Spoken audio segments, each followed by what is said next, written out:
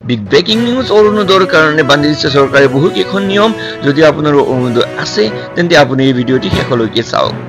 ৰাজ্যজুৰি অৰুণোদয় 3.0 শুভাৰম্ভণি। লোকসেৱা ভৱনত শুভাৰম্ভ কৰে মুখ্যমন্ত্ৰী ডক্টৰ হিমন্ত বিশ্ব শৰ্মাই। 32.7 লাখ নতুন হিতাধিকাৰীয়ে লাভ কৰিব এই আঁচনিৰ সুবিধা। ৰাজ্যত বসবাস কৰি থকা লোকসকলে লাভ কৰিব এই আঁচনি। হয়, ঠিকে শুনিছে। ৰাজ্যজুৰি অৰুণোদয় 3.0 শুভাৰম্ভণি লোকসেৱা ভৱনত শুভাৰম্ভ কৰে মুখ্যমন্ত্ৰী ডক্টৰ হিমন্ত বিশ্ব শৰ্মাই। 32.7 লাখ নতুন হিতাধিকাৰীয়ে লাভ কৰিব অৰুণোদয়। ৰাজ্যত বসবাস কৰি থকা লোকসকলে লাভ কৰিব এই আঁচনি।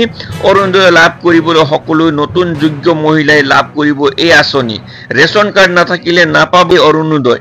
ৰেচন কাৰ্ড নাথাকিলে নাপাব অৰুণোদয়ৰ সুবিধা।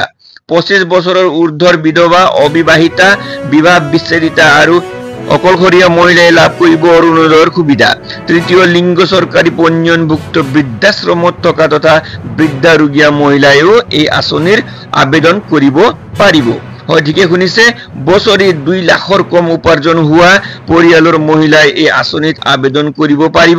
চৰকাৰৰ এই আঁচনিৰ দ্বাৰা আশ্ৰয়হীন মহিলাইও এই আঁচনিৰ লাভ গ্ৰহণ কৰিব পাৰিব। Bureau report, Assam গোৰ্খালাইট।